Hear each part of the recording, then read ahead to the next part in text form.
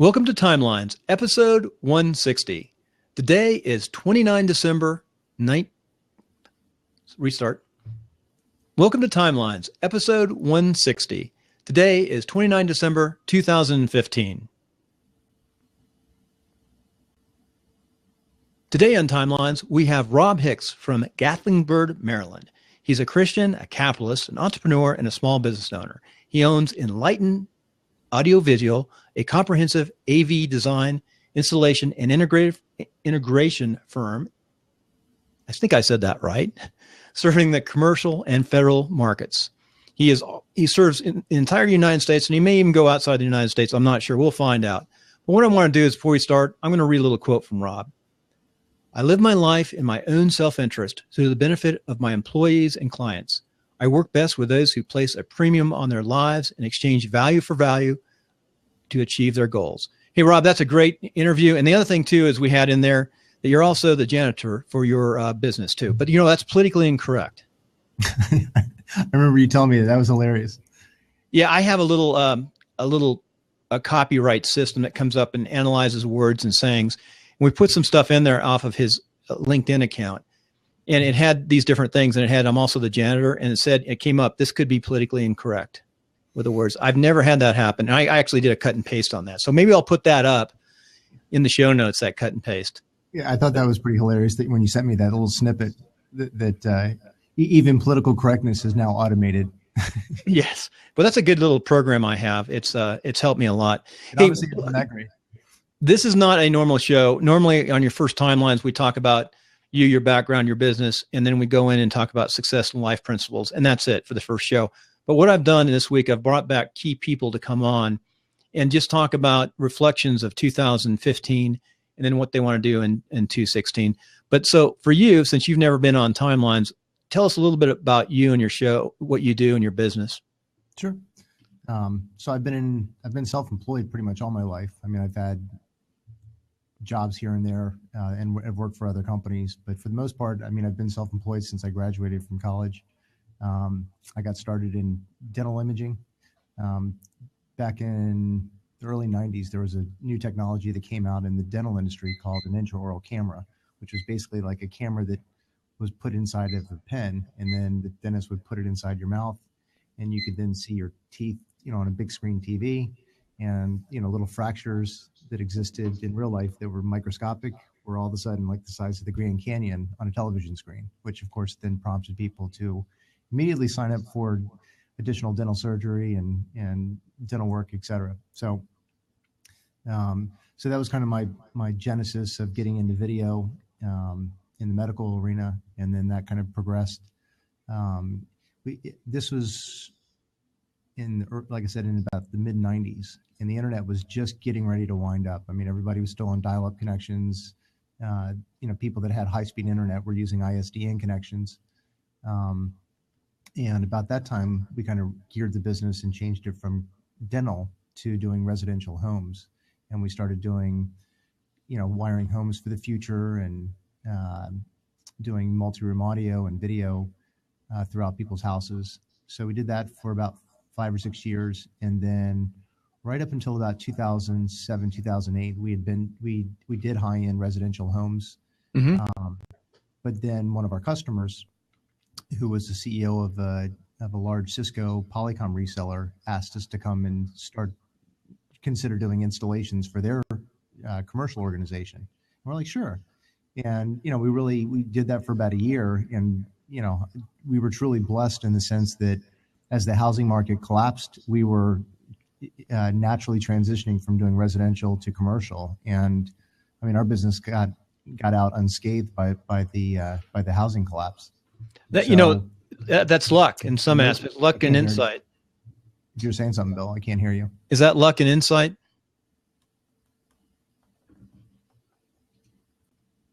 So again, was that luck or insight that you transitioned into commercial and survived?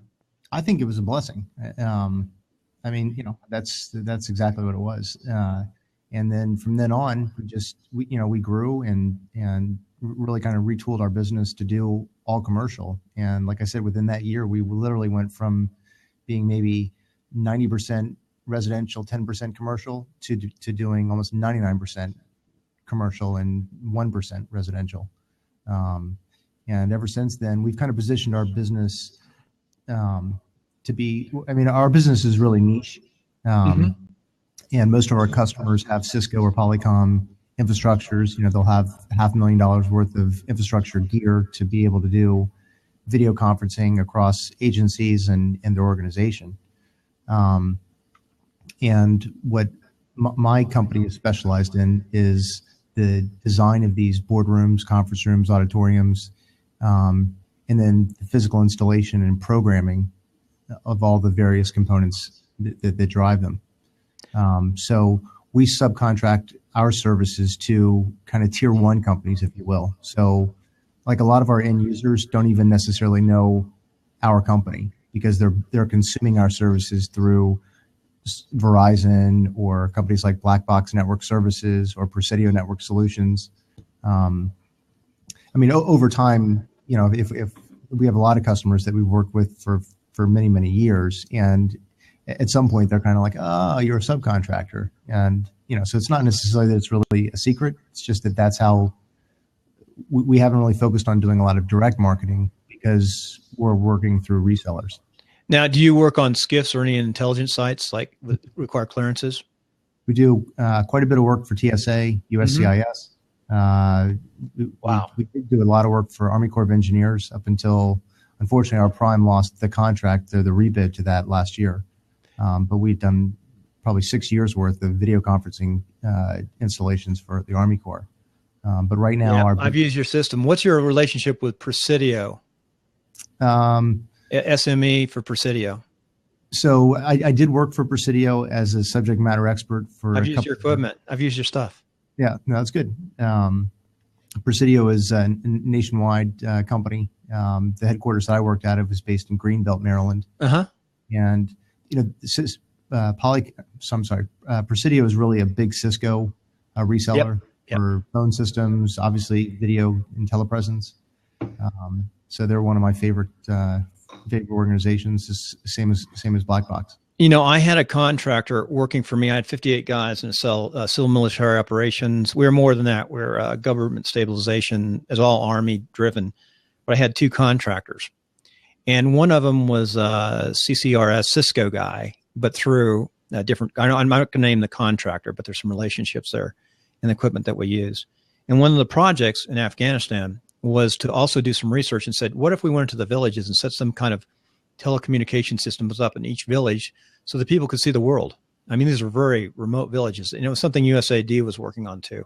But that's fascinating. It's funny. I learned more about you today. Now, Rob and I met on Blab, and it's kind of nice. I don't know if it's the political show or where it was exactly, but he comes on and supports me.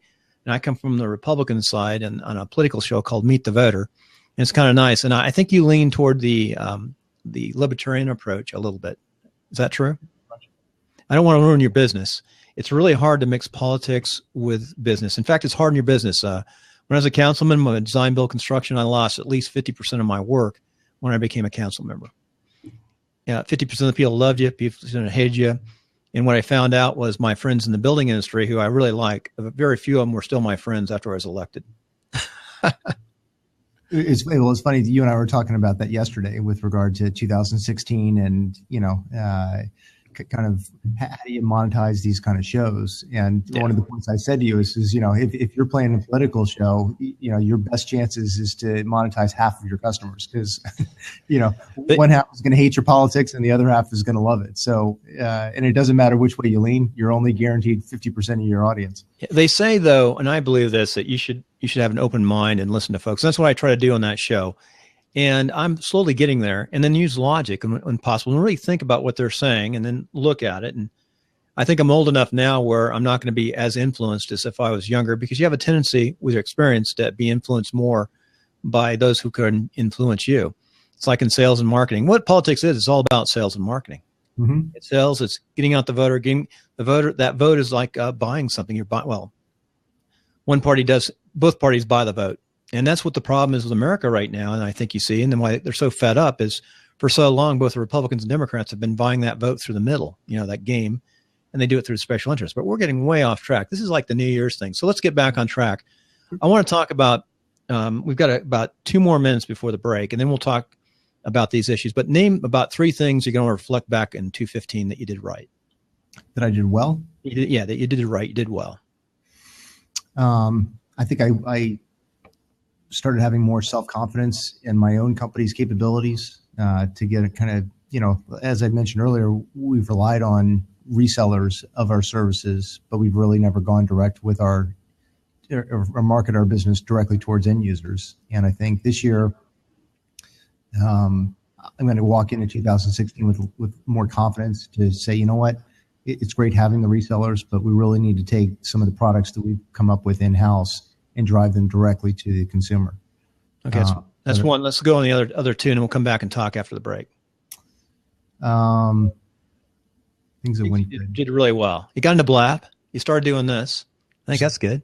Yeah, but finding Blab was really actually Blab was a part of that, because Blab for me is very close to what I do in my day job, right? Because it's social video conferencing, and I don't know if Blab as a branded product will live or die, but I guarantee that what we've observed in terms of being able to have live collaboration, eyeball to eyeball contact, that's definitely today. And so, that's the same as what I do in business. And I'm super excited to see that it's now kind of taken a social angle, because this medium is so powerful. Oh, and as you and I both have seen, the thing that's amazing about this platform is, for the most part, social media has been kind of ping pong, in the sense that, I'll leave a post, eventually you get around to reading it, and then you repost, and it's back and forth. But so much understanding and knowledge is transferred with live collaboration, you and I talking. I mean, think how amazing I've gotten to know each other in such a short period of time.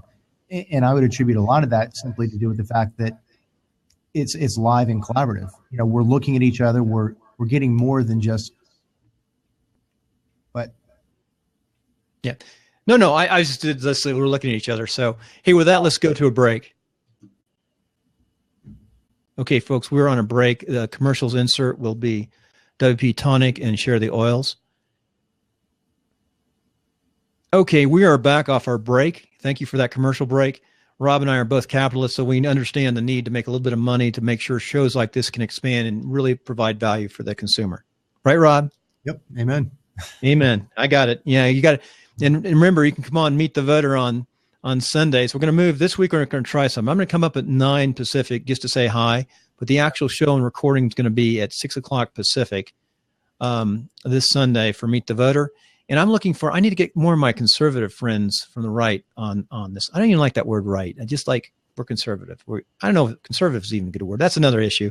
But we're on timelines. We want to finish up. Is there one last thing, and when we reflect back at 2015, that you did well and you want to continue on doing? Well, personally, I mean, I spent more time, I think, with my kids this year. This is really a year to I think I look back and say, to really value and appreciate the time that I spent with my kids, that I'll look back in 10 years and 15 years and say, I won't look back in time and regret. Yep. I should have spent more time. I mean, not to say that I couldn't have spent more, but my kids are at that age where they're, really becoming their own personalities. They're, in their early teens, and they're becoming pals and friends, and just good times to be a dad. I can relate to that. You want to continue on in 2016 with the same practices. Very good. So in 2016, what do you see? What are the 3 things that you see coming around the corner for 2016? And we'll talk about all 3. Let's just label them first of all. So I think 2016, we're going to see what some of the live platforms that have started happening in 2015. Periscope, Deborah had mentioned Meerkat, Facebook Live, obviously Blab. I think we're going to start to see platforms like that just grow significantly. I think once people understand the power of collaboration and in the immersive nature of it, how fast knowledge can transfer when it's live, it's just gonna snowball. And so I think this is an amazing time to be involved with services like Blab and Periscope, because for us early adopters that are using it, we're getting all those lessons learned that once everybody kind of adopts it, we'll be significantly further ahead with the tricks and tips and, kind of the things that aren't as obvious in what we're used to as consumers, because we're not used to as consumers being able to screen back at our television. We're used to just sitting back and taking it, right? Right. That's why politicians are scared to come on this platform. This is a full contact media. Yep, very, very true. So that's what you see. Hey, I'm looking right now, and what's going on with the newspapers? Reno Gazette and Journal. I was at a party up at Lake Tahoe a couple of weeks ago, a Christmas party, big one, really nice one. Was talking to one of the second top manager, second in row, who's retiring. And I'm saying, why don't you guys set up a little studio right away and start doing the news and compete against the newspaper, and not the newspaper, but against the actual news with a streaming. You can go up on iTunes, you can stream it, you could capture every day at 6:00, and people could watch it on demand. Because I want to watch it when I want to watch it, 22 minutes. You got the reporters, you got the people. Why don't you do it? Now, we don't want to spend any money. We don't want to take away from our newspaper. Well, the newspaper, they could be advertising on the front page. They could instantly in Reno Tahoe have thousands and thousands, maybe 100,000 people or 50,000 people downloading that content every day. And they could survive, but I don't want to do that. That takes away from the newspaper. We're a print issue. You can't. They're going to die. Being smart. What's that? You can't accuse everybody of being smart. Well, these are the people who control the politics. The newspapers in America controlled politics for a long time in the early days, and then TV came in, and they had to share with TV, but now they have to share with the people and the social media, and they're dying. They're dying left and right. So what do you see in 2016? What are the big things for you, for your business? What do you want to do? So my business, I want to be able to start offering businesses, federal agencies, local government, the ability to do in-house TV studios so that they don't need to spend hundreds of thousands of dollars working through media agencies and advertising agencies. They need to go direct to their customer. I mean, you've got a great idea, because you've got that local business, the companies to create their own material for training of all sizes. And it doesn't have to be even a big business now, and we're just talking about the newspapers. In the newspapers, you take you up on the offer. You think about, most small businesses are used to marketing. I mean, they may not have traditionally used television or radio perhaps, but it's funny because you see them, they'll take their trucks and vehicles and they'll wrap them with their message and signage, even at the lowest small business level, right? But if you're a business in today's world of social media being everything, you got to figure out what's the best way to get your message out. And it isn't with signs outside of your brick and mortar facility. It's going straight to your customer. And, to do that, you need to be just as mindful as that wrapped car of yours. You need to be mindful of your brand and, just showing up. What I think where I'm so excited is I spent so many years putting in great camera and audio systems in conference rooms. But at the end of the day, it was just a boardroom table looking at a boardroom table. There was no branding. There was no lower thirds or eye candy. It was just, as boring as it sounds, a boardroom table looking at a boardroom table. Well, it's like just putting something back here. I could have some advertising back here. In fact, we could advertise for Scarlet 2. We could have the Scarlet 2 like stuck back here somewhere. As long as they're paying you, right? Right. Scarlet, here. Scarlet can pay me for having that back there. I'm always testing equipment. I have the Scarlet right now using it. Yeah, it's good. It's good. But it's funny you said that. I don't go downtown as much as I used to. In fact, I have stopped this. I guess this is bad because I still believe I like to go one-on-one to see people, like to do things, like to get outside. Sure. But I was downtown looking at the TV stations here. And I said, I can tell, because I was in construction for a long time, when people are tight on money. And when you don't have your signs and stuff crisp on the outside, it means something's missing. And their signs needed updating, they're painting. They've got these like 2 or 3 trucks like you're talking about, with huge trucks with expensive equipment to transmit. That's 10 years old. It's 10 years. I mean, in the 90s, I started design, build, construction. I spent $100,000 on AutoCAD and systems and automation with our Exchange servers and stuff like that. But it worked. We made money. But nowadays, with 20,000, I could do the same thing better. Well, I see Deborah being for sure the Periscope evangelist, and my position on Periscope is an all of the above approach. I mean, I think a lot of my philosophies remain fairly the same, and that is that whether it's capitalism or picking, you always want to take an all the above approach when you can. And Periscope is an amazing tool. Blab is an amazing tool. Meerkat is an amazing tool. It's just really kind of figuring out what the uniqueness of each is and applying the strengths towards it. So Periscope is a great tutorial for some things, but if some things need to be explained, Blab might be a better tool because end users feel compelled to ask a follow-up question, and being able to limit them to just asking it in a text form may or may not be the best way. So, well, the price is right for Periscope. Yeah. But I mean, I love Periscope. I don't use it nearly as much as Blab. My son uses Periscope all the time. So we're going to finish before we go to break. We've got a question from Jonathan, who's watching on Periscope. Jonathan, the famous WP Tonic guy, the tech guy from WordPress. We're talking about you earlier, Jonathan. You heard us talk about the meetup. So, Rob, do you agree that Blab and new media is somewhere in the early days of radio in the 20s? I think it's.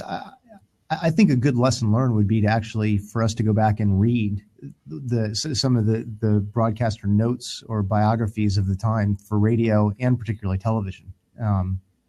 Radio, I think, Jonathan's point about radio, I think would be best for maybe looking at podcasting, but I think for television, it'd be better to look back on the lives and experiences and the lessons learned that people that were cutting their teeth on the television medium. That I think is probably more applicable today.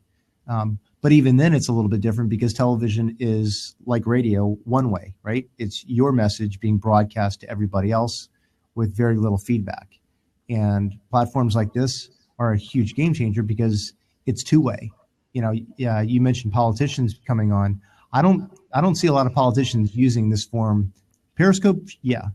Blab or collaborative services like this, I don't know. I mean, when you have people that with opposing views, this is going to be a tough platform to enjoy. Well, with that, we'll go to a break. Okay. Okay, we're going to insert a commercial here. It'll be for netcasting101.com. That's my online course. And we may insert a second commercial from Share the Oils. I got to check in. Well, Rob, welcome back after our last commercial break. And as we finish up your interview for moving into 216, we wanted to tell the audience, how can they get a hold of you if they want to talk to you? What's the best way? So the best way to get a hold of me is probably with Twitter. So the Twitter is ROB_HIX, or they can use my business one, which is enlightened_AV. Okay. And then what's your website? So the website is enlightenedaudiovisual.com. And do you have a contact form there? A way to contact you there too? Yeah. So the email is rhix@enlightenedaudiovisual.com. Yeah. Folks, also, if you go to timelines at timelinesofsuccess.com, we've got a new address coming. I don't want to tell that yet. But if you go to one of those addresses, it'll always point there. You can type in Rob. It'll bring up this episode 160. In the show notes, we'll have all that contact information. Real easy way to do it. It's our platform. That's our website is really designed for information on these shows to be able to find stuff. So, Rob, I really want to thank you. But as we close 216, as we lead into 216, one last question. People from the audience have voted, and they want to know what kind of equipment to use. What kind of equipment should they use on this platform to show background visual effects, things of that nature? I think probably the best approach to it is to baby step into it. I think, I saw the Martys in the audience. One of the biggest mistakes you can make is you do want to baby step into it, but I think before you even start to take those baby steps, you need to think about what the ultimate goal is, because one of the biggest problems you have with baby stepping into it is that you end up buying the same things over and over again. In other words, you start with a microphone, but then you get a little bit better microphone. Mm-hmm. What do you do with that first microphone or second or third or fourth microphone that you have, right? You kid yourself into thinking you're going to put it on eBay, and then you never do. And, so you look back over 5 years and you're like, oh my God, I actually did spend, $5,000 in microphones. Well, you could have originally done that and just, saved yourself 5 or 6 microphones and just started with the best one.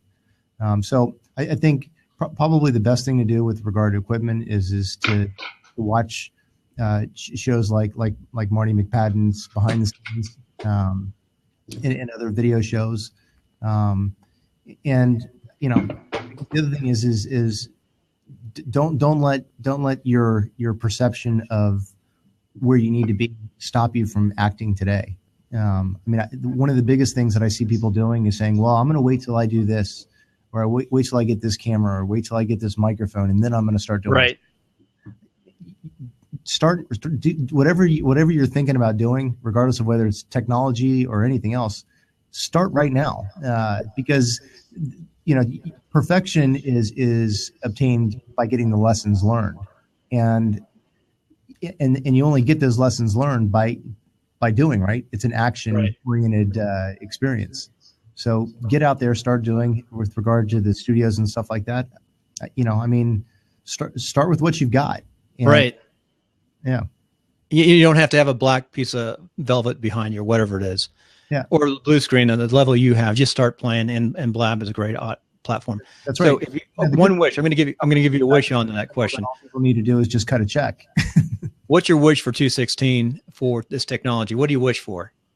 I hope platforms like Blab and Periscope and Meerkat continue to explode. I think that they really are going to be the democratizers of media as we've known it. They're going to allow people that maybe didn't have the means of being able to share their knowledge or products and services before to really get out there in front of customers and kind of circumvent the traditional processes of advertising and, you know, launching their services on a network. Now you can go direct. You know, you can hop on to services like Blab and Periscope and Meerkat.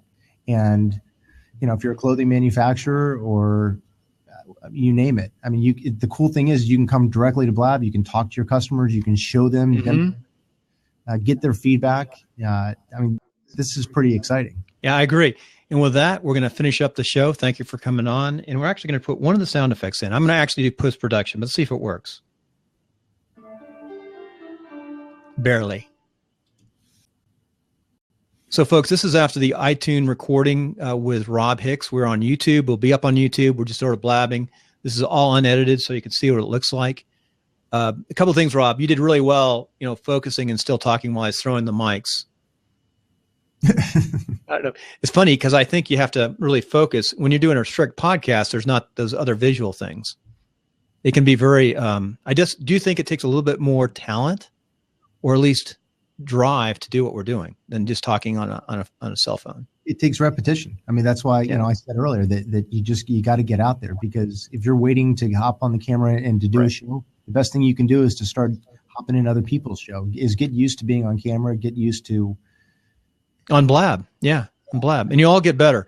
I've seen the people I've been working with in iTunes who aren't, you know, they've improved so much since we got Blab, because they're out there talking and communicating and seeing what things look like.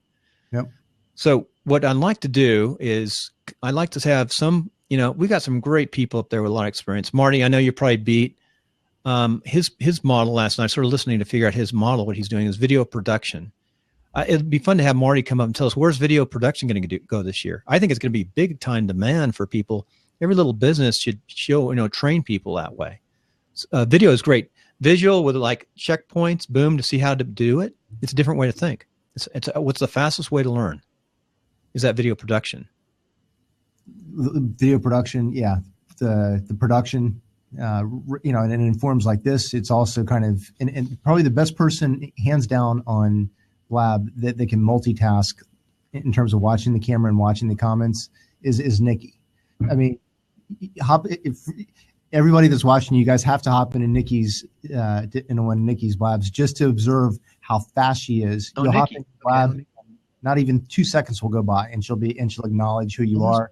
Hey, Bill, how's it going? It's like unbelievable. Oh, yeah, we should. Yeah. Step, and then she'll go back and talk to the folks on the camera. It's hilarious. So Nikki, I got her up right now. She's got the French flag up still. This is good. So, you know, some of these people have huge, a number of followers on Twitter. Is it Nikki? Is it, no, maybe, is that the right person? Nikki? Okay. I've got your, okay. You know, I'd love to get more. I want to, you know what? I'm looking at folks, one thing is through Twitter is you can see people's Twitter's accounts, and it's amazing. These guys that have 25, 30,000 Twitter followers. What's the trick there, you think? That I don't know. I mean, I don't even have 1,000. I mean, I sort of was playing around and went up to 5,000, but I want quality people. I just don't want junk up there. You want to build quality on your Twitter followers. Well, Jonathan, any other questions? Yes, the one thing I've observed in terms of numbers is, they're great for egos, but I've even noticed, like, do you get more value out of watching and participating in smaller blabs or larger blabs? In other words, I found as a consumer of other people's shows that I enjoy the ones that are smaller in size than larger, because when they get to 100 or more, the experience is more like watching television. But because this isn't television, the value or enjoyment of the show goes down. I think like the optimal size maybe for Blab is maybe 25 max. Not to say, I mean, for sure the platform can handle it, but if you see Blab as being a collaborative tool, how much collaboration can you do above 25 participants is maybe kind of the thought process. And then, but then you have tools like Periscope, which obviously Periscope is a great tool for being able to do broadcast to dozens, hundreds, and thousands of people. The one in Blab, and think about this in Twitter. One area I saw in Twitter immediately took off was politicians and elected politicians through the consultants. What they would do is they get up in the morning, read the newspaper, and their staff would write out a couple of lines for to tweet out with quotes. So they would tweet that out, and the papers understood that they could use that as a quote from the politician. So they're really getting their message out that way. I'm thinking this Blab thing is similar, where you could come up and talk and people could ask you questions, but they're unfiltered. And hey, here's something that happened this last week.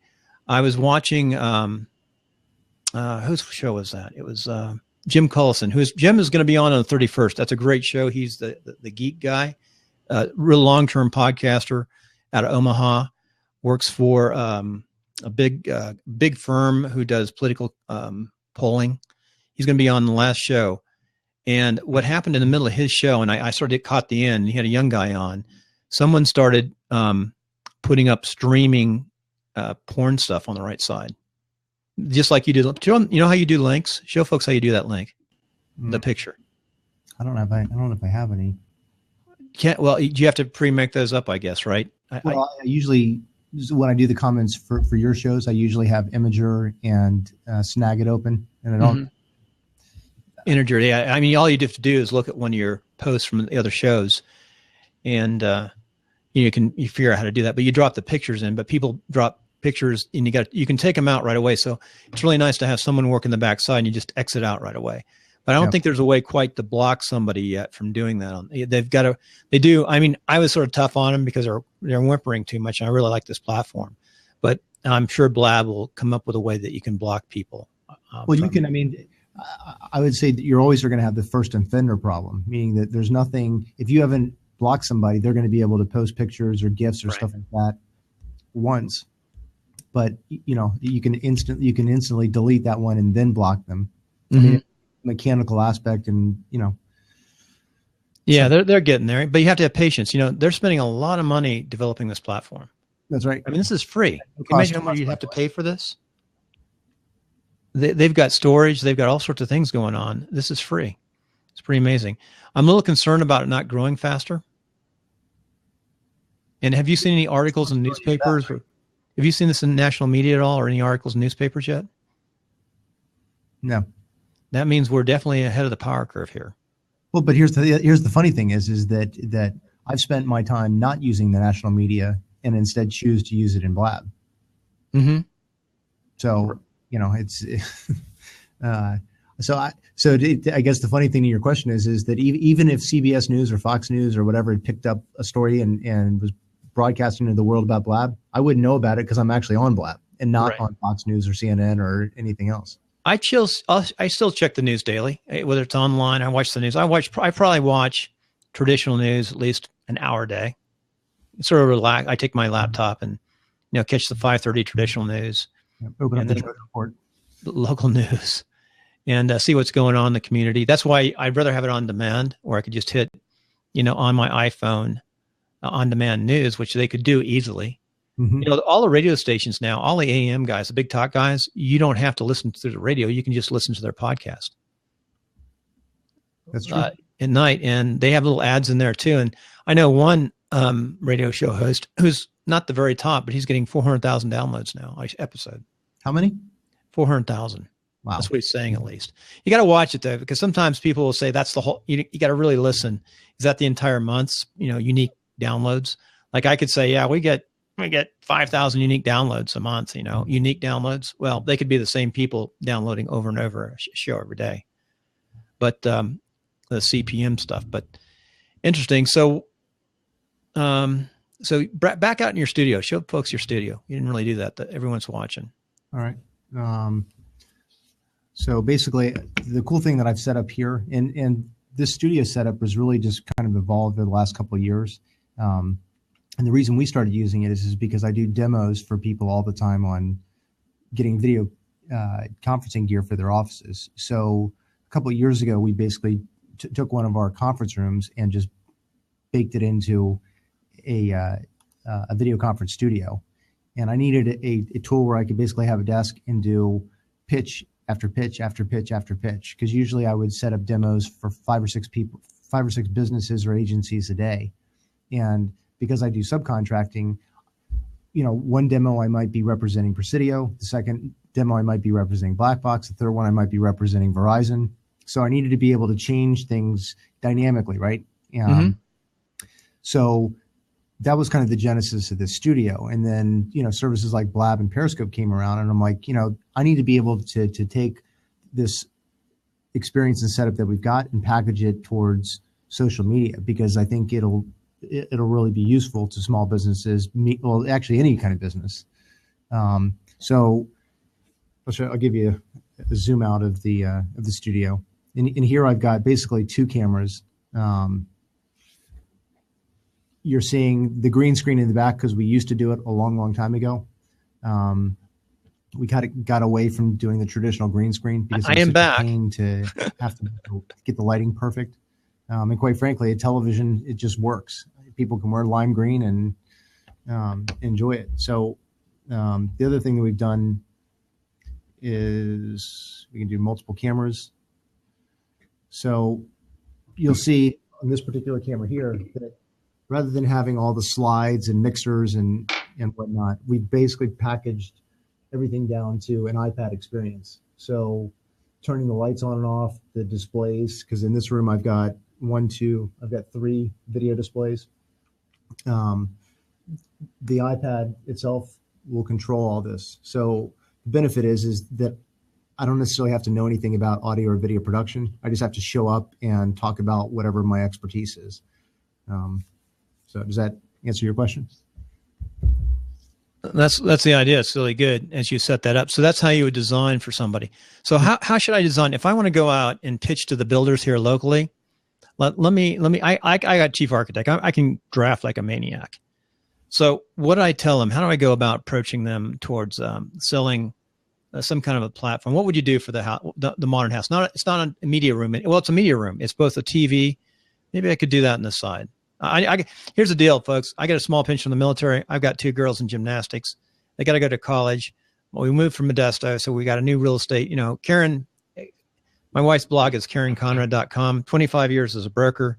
No problem in Modesto, but when you're restarting a new city, especially like Reno, you have to get people to know, like, and trust you, and that takes time in real estate. So I've got to go out this year, and my target is I want to make $5,000 a month. That's not a lot. That augments. That's about what I need right now. And I want to build it past that because I want to be a capitalist. I don't want to apologize for getting rich. By the way, I've got a theory out there, folks. The Republicans really suck when it comes to messages the last few years. And Romney apologized for making money and becoming rich. Just opposite of that is Trump. Trump doesn't apologize for anything, and he certainly doesn't apologize for becoming rich. I saw him today explain why he was so nice to everybody, 4, 5, 7, 10 years ago. He said, look, I'm a business guy, and my job is to run the business, build a business, and I have to be nice to all these politicians. But now I'm representing the people, and I've got to do what's right for the people. He answered that right on the button. And it's so true. I mean, a lot of people could get pounded for doing what Trump did. He said a lot of nice stuff about the Clintons, this and that. Now he's pounding them. That's just Trump. Now, I'm not a Trump supporter, but I'm watching what he's doing politically and watching him evolve. And he's got the best people around him. And I'm looking at Jeb Bush. Jeb Bush is running the absolute worst campaign you could run. That's true. It's like this. I went and saw him here locally. It's the worst campaign. Rubio's running a pretty good campaign. And, I'm watching the Republicans. And it's all about connecting with the people and messages. So, and Hillary Clinton surprised me too. I'm not sure what's going on with the Democrats, but that's going to be neat this year too. I mean, that's, I shouldn't talk about this stuff, but I still like, I saw that picture of her. It almost looked like a horrible Christmas sweater, but it was in the form of a jacket. Did you see that? And she's walking next to Bill Clinton. No, I haven't seen it. Yeah, I know what we talk about style all the time, but it's just that, the Republicans are sick and tired of the status quo and the special interest in the middle. They truly are. My wife left the Republican Party and became an independent while I was overseas. She's just sick and tired of the Republicans. And the Democrats, though, seem to still like their party, and they still like that center and that special. That's all the cronies in the middle. Republicans and Democrats are all the same. There's very little difference between them, except the Democrats want to give out more stuff, I think. And then the Republicans said, okay, we'll give it out because we don't want to lose. I think Roxanne's trying to tame you. I know, I'm losing it. I can do that in this platform. That's another thing. I was a councilman for almost 6 years, and I was pretty straightforward and truthful. And we had some really bad things happen in our city. I called for a chief of police to be fired publicly, and I was scorned by doing that, but it needed to be done because you need to get out of there. And that's called freedom of speech and saying what you believe. And now there's consequences for what you say. But that's what I think. We could look at freedom of speech. What's going to happen in this platform is freedom of speech. Will things form? Rob, I really feel that you are market apart from the large businesses. From large businesses, probably medium-sized PR and marketing agencies who would like to get into producing new media for clients. Great idea. Focus on the PR firms. Yeah, I mean apart from large businesses, PR sized. One of the agencies that I really want to connect with early next year is Gensler Architecture. Is one of my favorite customers. We've worked for them for years, and I think they would really be instrumental in setting the pace because they're the ones that are designing these rooms and spaces for businesses and buildings.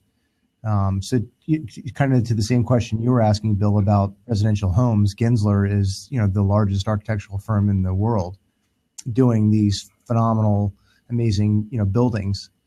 So to be able to get their ear and start to pitch businesses on, hey, let's carve out a studio for your business. And, I think that would really help the, it'd be really interesting. I studied code to the nth degree when I got out. I was a civil, general engineer from West Point, design build, civil engineer, Air Force as a reservist. I did a lot of stuff. That's what I did for a good period of time, design, build, construction. And I used to know code inside and out. And you could probably design a studio without any windows, like a closet, because you can't sleep in it. It's not like a bedroom. And it wouldn't take much space. And design the right side studio and a layout. It'd be like a little office without any windows in it, basically. And then with lighting. And then you could work as an office. It could be an office / a studio. That's what it should be. That's like what? That's the business. Like a California Closet Company. Mm-hmm. I got a name. Think of a name for me, folks. What can I call? It's like your home office studio. Specific, designed into houses ahead of time. No windows. You can have windows, I guess. You have to have something to pull over them. Yeah. That's interesting. I mean, that's like a box. You go nuts in a box. You don't have any windows in your room, right? No, this is, all sealed off. You're in the box. I'm in the box. Think about that design-wise. That's interesting. I mean, it's easy to do. I've got to get my chief architect out running today. Yeah, and really, I mean, if you're doing most of your broadcast yourself, you really could use a closet. I mean, the idea that you need a big open space. The studio I'm in is 12 by 16. Yep. And yep. I probably could do the same thing in half the space. There are podcasters who actually do really well, and they podcast out of a closet, and they use a condensing mic. This is the dynamic mic. The condensing, it pulls in sound. You have to be someplace where there's no outside sound. Now, the really high-end radio companies, like the Golden Mic, you hear Rush Limbaugh talk about his Golden Mic. He's not one of them. By the way, I don't listen to Rush Limbaugh, but I know he talks about the Golden Mic, and he's done really well. I don't listen to a lot of radio anymore, but that's a condensing mic, I understand. You know who would probably know more would be Marty. Yeah. He's been around that environment more. It's really interesting. Watching Marty's show is like a step up. He comes from the high end, production of TV and ESPN. Yep. And then I'm coming up from like screwing around on the internet and being in technology. I don't know, and using it. I was a user of the Tannenbergs and some of your systems in the military. So interesting thing. So what do we need, audience? What do we need in a little home office studio? What would be the wish list? Come on, we got the best and brightest out there. Come on, what do we need right now? If you looked at this, I've got a piece of black cloth back here on a wall, and I've got two $50 light kits. In fact, everything I have, I think, is on my list. Well, so like, I mean, we've talked about Marty's setup, but I think from the people that I see in the audience that have really good gear, Bobby's got a really good microphone, Bobby Shadow. Mm-hmm. This is this mic right here, the Heil PR40, is a podcaster's mic. It's a good mic, but this one, to tell the truth, for the money, has a little bit different sound, and it's really it's what you like. This is really good. This is $50. And this is a stand. It's heavy. I can get my exercise in here. So I just put my link in, folks. See, I'm the capitalist. I'm not apologizing. I put my link in. That's all the equipment that I use. There you go. It's all connected into, I get my 4% from Amazon, so I'm not getting rich there. Amazon's cut me off a couple times too. The ATR 2100, that's the one that everyone uses. The 2500 is pretty darn good. And the 2005, Jonathan's got the 2005, and they say it's the same guts, but I think I like that a little bit better. So I need to put that, even though I don't have it, I need to put the 2005 up there. That costs a little bit more now because the ATR 2100 is on demand. $50 is a good price for that ATR. It's been as high as $80. It's $51, $52 today. Best quality at the lowest price. That's true. But, people buy cars, not, I had two BMWs. My wife had one. I had one 5 Series. Actually, I had 3 BMWs. But I think I'm done with BMWs. So what are you going to do? I like them as being safe cars, but I'm just thinking that definitely wasn't the best value for what you got in a car. So what are you going to move to? Well, the best value we had them in between was the Acura. It's less expensive than the BMW, slightly. And in the maintenance is a nominal amount compared to it. So what we have now in Northern Nevada, we have a Pilot that my wife has. And I have a little truck that was virtually new and right before 9/11. It only has 60,000 miles on, or 50,000, because I've been gone so much. So I don't drive much anymore either, doing this. So what are ideas, folks out there in the audience? What are ideas to make money right now online? What can we all do? Because we'd all like to do this full time, I'm sure. Wouldn't you like to just do blab like 5-6 hours a day and make enough money to live on? So what do? We don't want to do this internet, stuff to the nth degree. That's kind of a weird business in itself. You definitely want to deliver value. So it's got to be some kind of entertainment value, and you have to do some kind of marketing.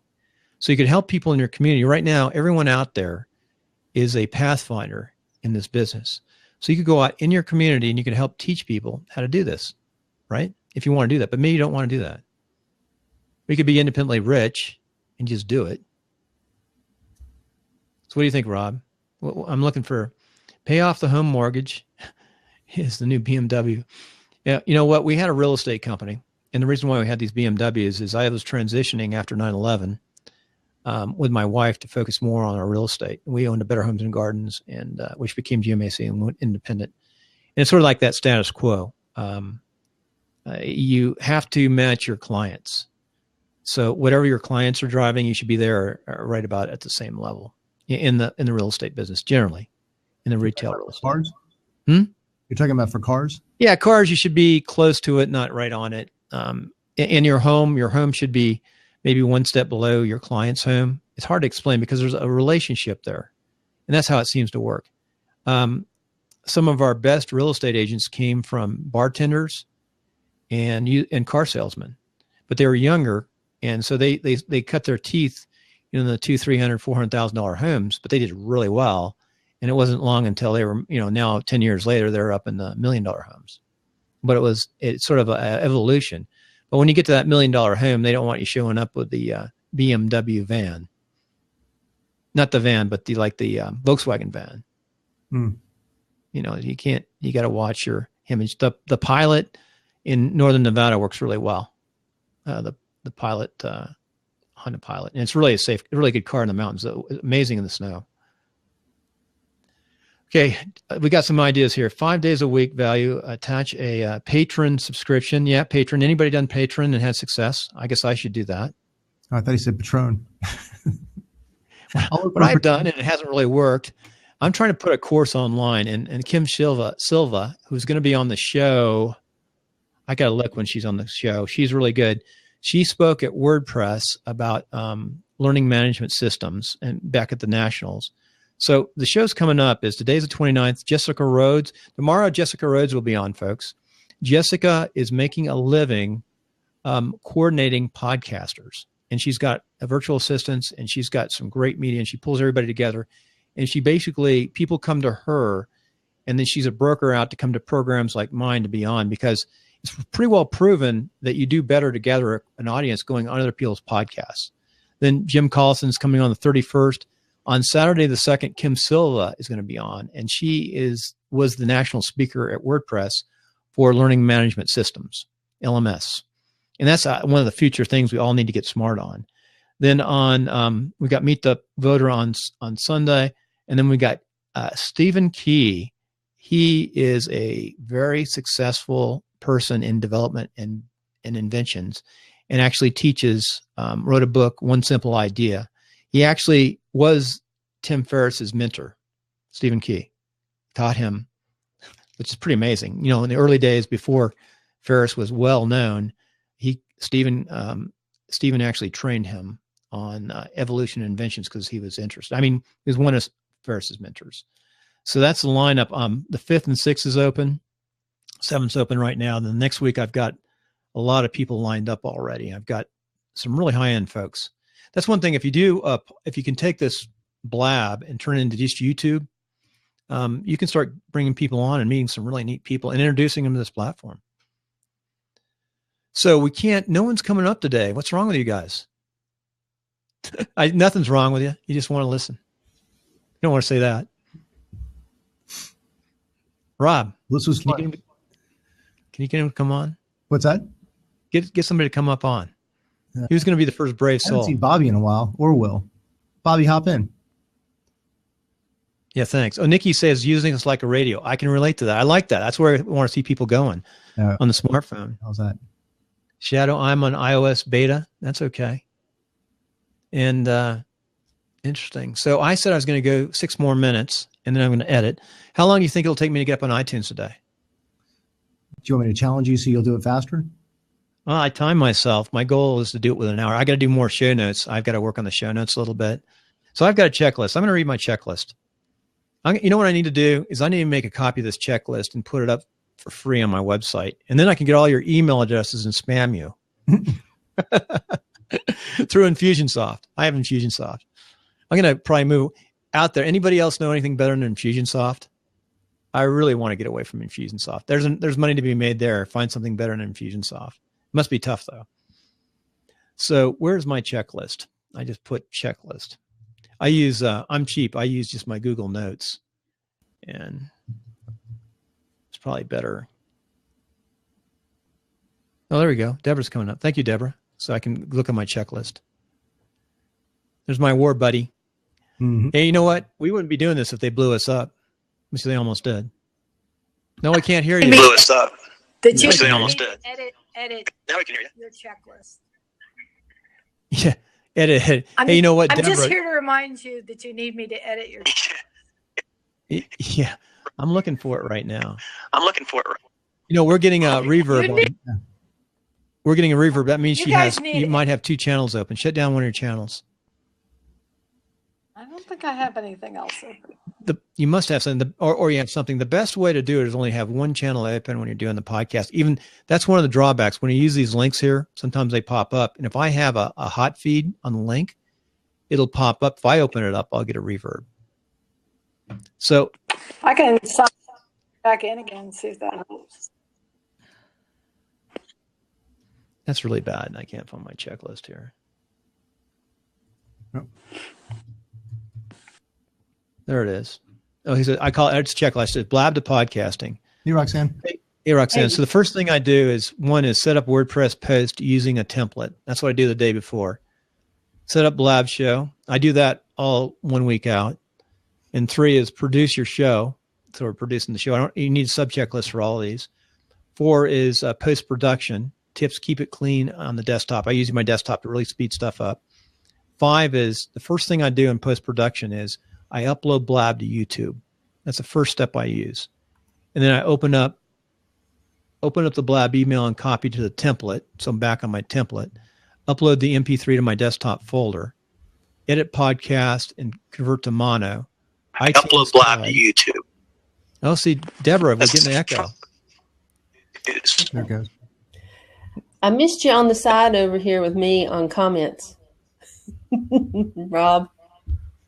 Yeah. What's that, Roxanne? I missed you over here under messages on the comments. Oh, you mean doing the artwork and stuff? Yeah. And all the Oh, comments. yeah, I did too. I asked him to do that. I can't do them both at the same time. Yeah, you're going to have to learn to do it. You got to do them ahead of time. That's why I told you that, it's fun to be in front of the camera, but I enjoy much more being behind it. Holy crap, that's a long... You expect us to read all that? No, that's just that's sort of my rough checklist. Let's see what this is. Oh, here, I've got some stuff here. Watch this. Oops, I can't believe I just did that. Here's one of your things, Rob. You made this. Rob made this for me, and it's really easy to do. I made this. Yeah. Oh, okay, yeah. I mean, that's cool. We just cut and paste it and use that little tool. Mm-hmm. And that tool is so if you just hit it, if you open that up, wait a second. If you open up the picture, you can see the tool. That's the link right there. I'm going to put the link in. I'm just going to put the link without the back side. It's like it's a neat little tool. Yeah, there's nothing special about it. It's just I use Imager or Imgur. That's it right there. To post the site. Canva. And then to get the artwork, I just go to Google, find a relative or a relevant image, and then screen scrape it with Snagit or a tool like that. Yeah, I've got a couple of these. So here's Jonathan's link. I'm doing it right now. You're right. If you line these up, we talked about it yesterday. And in closing, this will be like closing. If you lined up what you're going to do ahead of time, you could flip these up and have people talk about them on the side like this. So those are those little shortcuts. This is coming off my checklist, folks. I'm just looking at notes underneath, things I'm trying to work on. You use Canva? I use Canva. Canva is awesome, and WordSwag on your phone. And what's that word what? WordSwag on your phone. You do it right from your phone. WordSwag. All those little meme things, but you have more control with Canva. WordSwag. That's it right there. So anyway, I'm going to finish up because, Rob, I've got to go and start producing. You can stay on if you want to. So I'll pause the recording. I want to thank everybody in the audience for coming in today. If it wasn't for the audience in Blab, we wouldn't have, all this collaboration and this ideas and going back and forth. By the way, I'm still working on this. I've been doing this, and it doesn't say that like no one watched me. I must be pretty boring. On Periscope? Yeah. What did I do wrong? Deb will give me a lesson. She gave me a lesson yesterday. At least I'm up on Periscope. It's like every time I go, I don't have a lot of followers, but every time are you putting a title in your Periscope? I'm on Periscope right now. It says stop broadcasting. Title on Say your again? Periscope. Are you putting a title? I don't know what I did. Put a title. Periscope? I put. I forget. Where would I find the title in here? I did put a title. I said this is the interview with Rob. Before you start the Periscope, you have to put in a title because that's how people are going to It says Watch it. total views You have to have 19, and they want to know what the title was. 160 Rob Hix. Just ended. Yeah. People don't know what that means. So you gotta get a title that's engaging, because I just turn on and start pointing it in random directions and 70 people watch You got to have copyright too. and I really don't know why. So yeah, so anyway, I tried it. It's an inch by inch essentially. You just sort of start doing those things, but you can. I know a lot of podcasters Periscope while they're podcasting, and so anyway, Periscope is just brand. I did learn how to put question on Periscope. This is the daily lesson on Periscope from Deb as we finish up. One thing about Periscope that I did learn yesterday, I put in all of my accounts in Twitter. So I have the different accounts in Twitter. Yeah. Like, I'm not sure, I might have been Periscoping today on Karen's account because it's open right now, but I don't know. So if I go on Periscope. Yeah, that's the thing I have to be the most careful about, because I have like 5 different Twitter accounts, and I got to make sure I'm Periscoping from the account that I want to be Periscoping from. Blab too. I mean, Blab's the same way. Watch this. This is cool. I got more than. I just accidentally hit Blab, so I'm going to go and put this on. Now make sure I shut this sound down. You really don't. I don't. I forgot how to. You really don't need a. I'll turn this off. I get. Bill.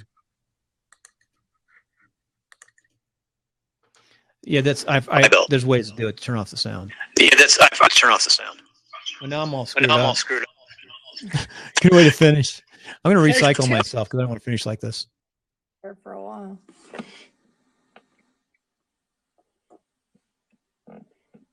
See, folks, if we can be this screwed up, we lost Bill. I'm back. What happened? If we can be this screwed up, you can see me now, right? Rob, you can see me, right? I can see you. Yeah. Not moving. So if we can be this screwed up at the end, see, there's hope for everybody. It's funny. People get on social media and they're just scared. Hey, Bobby. Hey, Bobby. I'm going to see I'm going to find out who's the echo coming from. I just got Deb up. We're still getting the echo. Deb, we're getting an echo from you, I think. Rob, we can see an echo out there? Are you getting an echo? Yeah, I hear the echo pretty bad. I silence Deb and you'll lose the echo. Deb, I'm going to shut you down real fast. See, that takes away the echo. It's too bad. I'm getting my class too. She's definitely got an echo going today. Now, why though? Willard said. I don't know why. Well, China said that it was her mobile device, not the. Yeah. Not when I pulled mine up, my mobile device started doing that too. You got to be careful. You only have like one channel. Hey, Rob. Hey, Rob. Bobby. Oh, there we go. Now I'm getting that echo too. Yeah, I just wanted to see how this was working. Thanks for bringing me in. Can you guys hear me? Mm-hmm. Mm-hmm. The only problem is I'm getting an echo now, so I'm going to shut me down. All right. Yeah, a little bit of it's coming from my end. I just wanted to say hello. What's up, Bobby? Good to see you. Yeah. Yeah, I'm calculating information for the iOS beta. I need to send some reports into the team. What do you think? What do you think? Blab. Yeah. What do you think? Oh, I'm just using the Blab beta, iOS beta, and they're experimenting with things. But on this beta, there's a lot of bugs that I need to report. Yeah, but I can see you now. So it was hard for me to even sit down in the seat. You're talking about when I earlier? Yeah, I couldn't even see the seat, but as you guys were going in and out, the seat was like kind of just blinking, and I could like touch it, and then I finally got in. The seat was like kind of just blinking. Real bad now. Yeah, I'm gonna hang up. Thanks for having me in. You guys enjoy your show. Good seeing you, Bobby.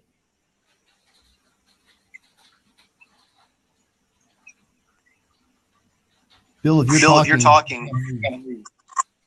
You know what? The problem is I had mine blocked because of the echo. Deb, I'm going to take you down right now, and I'll explain why we're taking you down. Bobby just explained. Now we're off now. Bobby just explained that on the phones today, they're doing some kind of testing or beta work, And we got nasty echoes from anybody who came up on an iOS device. Hmm. You see how bad they were? Yeah, you'll catch him on the rebroadcast. So today, Deb's going to come back up and watch. I'm going to get a reverb. It's really bad. Will you hear that reverb? Here she comes. It's not her fault. It's that testing today.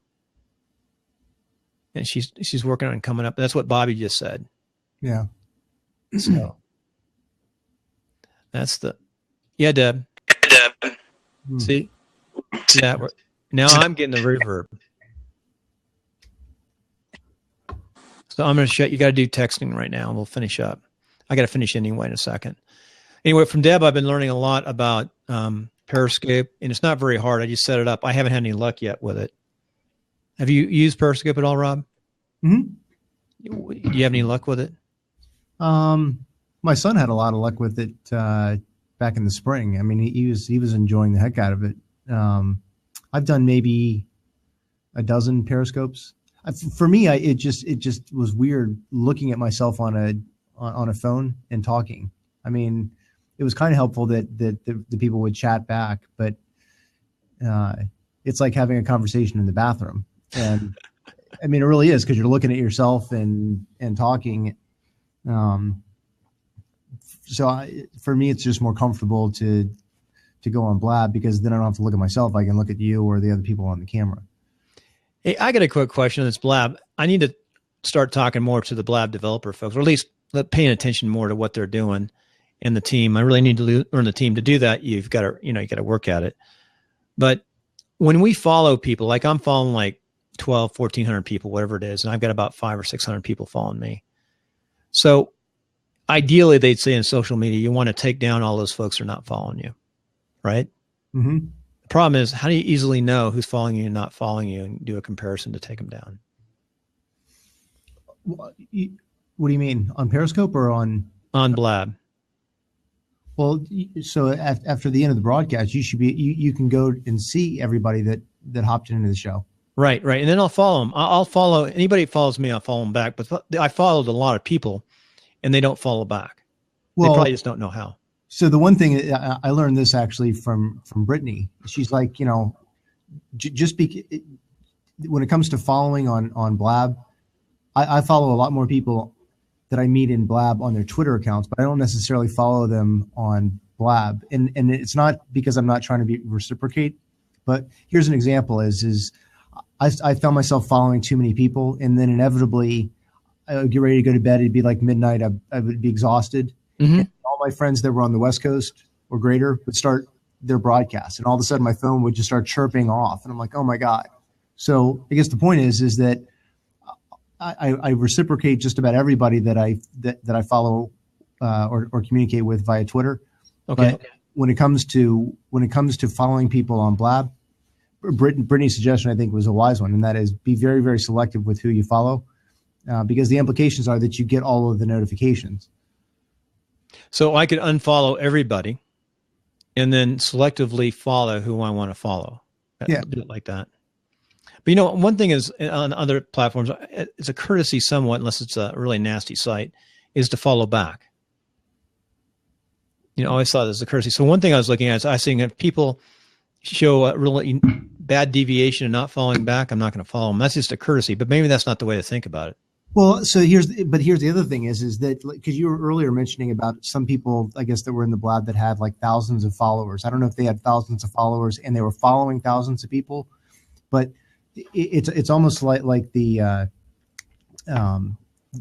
over notifications. If you're following 1,000 people, then you have to presume that your phone is constantly going off. Right. And if my phone was constantly doing that, I would start ignoring it, of which case then I'm not, other than making thousands of people feel good that I'm following them, at the end of the day, it no longer is doing what it's supposed to, which is to alert me to those, few people that I really like. Man, every time that they hop on, I definitely want to hear what they've got to say. And it's not mean if you follow or unfollow somebody in that aspect, because there's only so much time and energy and things you have to do. Yeah. Well, anyway, so what I'm going to do, by the way, here's my money plan for the rest of 216. I'm going to take this Blab to podcasting checklist, which allows me to get up a show. Ideally, within 2 hours from the start to finish, I can get a show up on iTunes. And that's really key on iTunes. I'm gonna publish it. I'm gonna give it away, but I got to get an email address. How's that? That's fair trade. And then because those are people down the road that might be interested in. So here, this is finishing my idea. I'm thinking with you because I really appreciate your business approach. Every show needs a business guy to think, from the outside, what's the business approach to this? What's the business solution? Not what feels good or because you want to do something that makes you feel good, you like to do, and make money. That's the ideal situation. For sure. So you need that business approach to say, this is really stupid. And for most people to try to make money on social media, I think is probably not a good plan. Would you agree with that? Well, I think if you're trying to make money, you're bound to fail. Oh, no. I think there's people that go out right off the get-go to make big bucks, and they do. Some do make big bucks. But my point is that that if you attack anything, from my personal experience, is that everything that I try to do where making money was the central focus, I failed at. I've been more successful by following the things that I love doing with a passion, and then the money came. I mean, I've always found that the money follows. That if you're that successful, the money will be there. But if you making a dollar your main so I disagree with you. I built homes, and one home I built, I only made $17,000 profit on it. It was a custom home in the Sierras. I cut the hill. I did a lot of work in-house myself. It won the best custom home. It's a gorgeous house. And I'm a pretty good darn design builder, but I wanted to build this house so bad and do other houses that I didn't add enough profit margins to get the contract. So how does that example serve to counter my thought? Because I wasn't thinking of making a profit. I was thinking of creating a product, the love of designing and building. So any of you, I agree, the great names, there's some people who are really great and good architects who die broke. That's not good. Yeah. And there's some artists who are mediocre artists who are wealthy because they mass produce and sell their art. So, but I think there's three things. You have to look at a way to make income, something you like. Those are probably the two things. And then something that allows you to keep care of your family and your health. If you can combine those together, but you have to look from that business perspective, when to cut it, when not cut it. Have you looked at John Lee Dumas at all? JLD, EO Fire. He's making $2 million a year right now, just on podcasting, and he came out of nowhere. That most people aren't going to do that. Pat Flynn, referrals. So I think there's a way. I think it's more of a side hustle initially. You should try to make $500 to $700 on the side through affiliate marketing, and then see what you can take it from there. But you got to apply it with another business. I don't know. I'm just thinking out loud. I think there's a lot of these guys who are making big bucks are all telling people how they can make millions. And I think I've done pretty well not falling into these traps. Like you, I still believe there's a place for brick and mortar and business and doing things, providing hardcore services. Yep. So anyway, you'll get there. All of us. I'm just like, we're working on. You're definitely there. You run your business, but you set up now. How big's your office? 6,500 square feet. That's a good size office. Yeah, it's pretty big. Yeah, it's pretty big. Wow, 65. What do you do with 6,500 square feet? We've got a lot of inventory because usually when we do our deployments, we'll bring in all the raw materials here, like the displays and racks and carts, and we'll prefab assemble them on our workbenches. We'll put them on pallets, wrap them, and then ship them to the end user site. And then our guys will follow and do the end integration and installation. Rob, in about 3 or 4 weeks, if you can, come back and do a normal timelines and what it is. It's about you, your business. I'll go into more depth. I didn't realize you had such a big building. Cover your ears out there. That's a big nut to crack each month. Yep. I used to, my office was 1,700 square feet and it had a conference room, small for construction. And we had 7 employees. And my money was into the subdivision. We have a shop out at the subdivision, a little trailer, and it was holding the property and paying the options during that period while we build the subdivision. There's a lot of tech. That's where my cost was, but that's a big office. Boy, that's a lot of heat. You got heating and air, and you got employees. How many employees do you have? Do you mind saying? 15. 15. That's a lot too. Yep. Seven was the max for me. I want to keep them busy. That's a lot of folks. That's a lot of work. Well, I think I see 15 employees, but more than half of them are what I would call permanent contractors. Okay, I got you. Right. Like a general. For their businesses, it makes more sense for us to do business to business transactions for their business situation or tax situation. Mhm. And I think that in some ways that's kind of the new economy, right? I mean, that's Mhm. Uber is a bunch of independent contractors, putting an Uber logo on their foreheads and driving their own cars. We did 3 trades in house: design, which I had assistant draftsman, I had concrete, and I had tile, and we did the landscaping. But I had 7 people, and we had painting. But we did those all pretty well for production. And then I cross-trained people. And I kept people, but I had jobs. These were blue-collar jobs. But what I did was my youngest guy was amazing in concrete. And we'd hire out the day of finishes to hire people in to do placement and work in concrete. But he was an amazing concrete guy. So I set him up in business, and he became a millionaire just doing concrete. And I hired him back. So same principle. He definitely became a millionaire. He overdid it though, man. I built him 2 houses. My company actually built him 2 houses. My concrete guy, my 18-year-old concrete guy, he took off. So, well, anyway, Rob, I'm going to cut out, and it's 11 o'clock right now.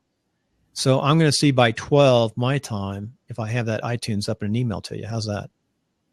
That's a good goal. I'm not going to do anything. I'm going to go get a glass of water, and then I'm going to get your show up, and I'm going to work out. How's that? That sounds good. Hey, schedule back in on a normal timeline sometime in January. Okay. We'll do the normal show. Yeah, and thank you very much for having me on today. It was a lot of fun. Oh, it was. And, we saw Blab had some issues today, but it worked fine like this. Yeah, I thought it worked great. All right. See you guys later. Hey, Roxanne, thanks. Roxanne's our deputy producer. Roxanne's got that title of backup producer. She's the one that tells me if I'm recording or not. And I want to thank all the followers. And I'll be on tomorrow at 9 o'clock. And again, it's a really good show tomorrow. And let me see. Let me double check. I've got to get my notes up for that. So tomorrow at 9, come on. My machine's not working right. Amazing. Murphy, you know what it is? It's my pad is up, covered over. So tomorrow at 9, we've got Jessica Rhodes. Everyone will love Jessica. So Jessica, you'll be up tomorrow. Take care. You don't want me to make this 11 o'clock thing. No, just quickly. Do you listen to the commercial? Probably not. Yeah, I've emailed you. Did you listen? Oh, I haven't checked my email, but how do you like that player, that auto player? It's fine. Yeah, just read my email. When you finish. Oh, you just sent it like 11:22. Yeah, but I sent you this link to ConvertKit. Oh, for what? This is good. This is tech work. For your I'll put it back in here again. Is the link on the email? No, I sent it through chat. Here we go. Oh, through chat. Oh, through chat. Here you go again. Oh, ConvertKit. What's ConvertKit? Well, have a look at it. And I think it would be a better solution for you. Well, what is it? I'm looking at it. Well, it does your infusion stuff, but it's more understandable. Oh, I see. Oh, you mean for email marketing for professionals, ConvertKit? I haven't even heard of them. Have a look. See if it suits you. I'm going. I've got to get on with some work. All right, Jonathan. Wait, before you go, anything else up today? That commercial, that commercial actually, what I did was, so people know, is I made a template to create commercials. And I'm working on the sound on both sides, and I drop it in, it does some dubbing, so I can make a commercial quick. So I spent about 4 or 5 hours yesterday developing that. Okay, it takes time. But I didn't, but the key now is to work on the text and tweak the text. Yeah. Yeah. And then just read it and then practice. I've got some good news for you, Bill. What's the good news? Well, I thought your interview with Nick was top notch. And Rob's was crappy, right? Rob's still up there. I'll be nice to you, for God's sake. I give him a hard time. For God's sake, Bill. I'm giving you a hard. I like to give Jonathan a hard time. No, it was a great interview. The sound quality was superb. Yeah, he's using that ATR 2100, that basic mic, and we've gone a long way with Nick. You know, it's funny. I was watching a show yesterday, and they were talking about high-end studios, and they're talking about how the Chromebook doesn't have enough juice. Well, the Chromebook has plenty of juice to do what we're doing. It just shows that they don't really know what they're talking about, really, does it? But yeah, you don't. That Chromebook. I'm going to try to talk a couple groups here locally we support to buy a Chromebook. Well, there's Chromebooks and Chromebooks. It's like anything, isn't it? you can buy one that's got really lacking in any memory, but once you buy one, normally you can tell because the really cheap ones don't have many USB ports. So if you're buying a better quality, I think you've got to spend $250 to get it. But for that kind of price, you'll probably get 4 or 5 US ports and about 4 gig of memory. Yeah, what you want a Chromebook, I think it'll work on 2 because I did a guy, but that you want the 4 gig of memory and at least 2 USB ports. At least 2, and ideally a nice camera. Whatever we got to get that Nick. I'm going to get that Nick model and put it up on my site because that's definitely he hit a home run on that site. And he loves it, doesn't he? He still has there's still problems on it, and I got to get in there. For example, he loves it, doesn't he? You flip it into here and to here, but sometimes it can go both ways. No, it's working. I just need to. Yeah, but like I say, he loves it. Mm-hmm. He loves it, doesn't he? I don't know if he loves it. It's working for him. I love it. No, he said he loves using it. No, he does, and it's fast. It really might be. It might be a great little tool to carry around instead of the Mac. What do you think? I think you'll find it a bit frustrating yourself. Well, I'm going to finish up. This is sort of curious. What do you think I'd find frustrating with the Chromebook? Well, because it's Chrome, it's web based, and if you can't get the Chrome extension, you're stuck. If you can't get online, basically, you're saying you can't get online, and you can only use their Chrome extensions, I think. Yeah, they come. It's all Chrome, and I really like Google Plus. You know that, and I like the kits. So it's all Chrome, but you have about it has. I don't think it's meant for a power user like you. I think it's meant for somebody like Nick. But I think you could run a whole business if you did it right. If you use the Chrome stuff. Well, it depends what business you're running. You can't, design. It'd be fun to have one just to see what you could do with it. I think for the average user that's really mostly using it for email and Word document with a bit of Excel, I think it's perfect. Yeah. But there's no perfect solution. You just got to look at your requirements. But for $250, you get, if that's your requirements, that's the road to go down. Isn't it? Just that and that. Actually, a stand, the microphone, the stand, $85, and the Chromebook under $300, around $320. You've got a pretty darn good place to start. One thing they were talking about last night on Mark's show. You better go, Bill, because no. Let me tell you one thing. This is important: is incrementally start with a basic mic like the ATR 2100 and plug it into a computer, or a Chromebook. Start small and build up slow, because every time you buy something, you have to learn how to use it. Like even you're not using the 286, the DBX 286, and that's the next thing I want to bring you on is a 286 in the studio level. But that'll be the next step. Yes, Bill. So it'll help me edit a little faster. Oh, yeah. You understand that it's a noise gate to bring out any sounds, and everyone has them. A dynamic Mac you'll hear breathing, and when we run it through our systems to make the sound match, it brings up that breathing. I hope you realise Bill has said to me, "It's a shame you've got to breathe."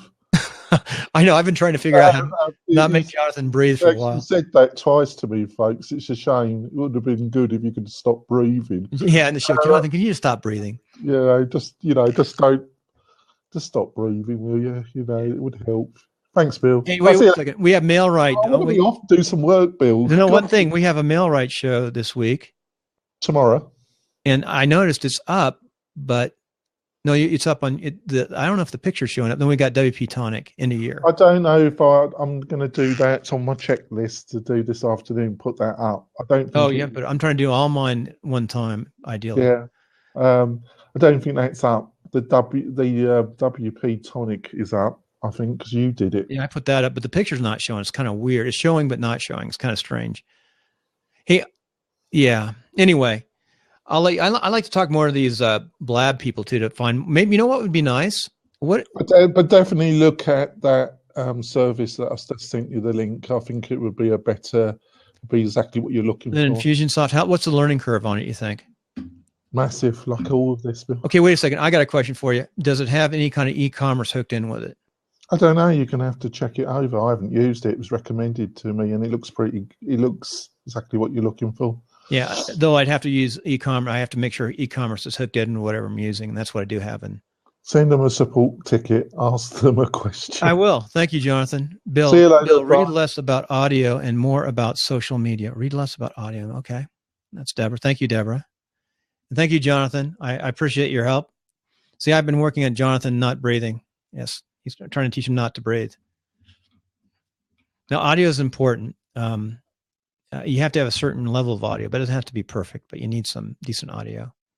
Hey, I'm going to run, you guys. I'll see you. It's 11:11. Let's see if I can get done by 12 o'clock with the editing.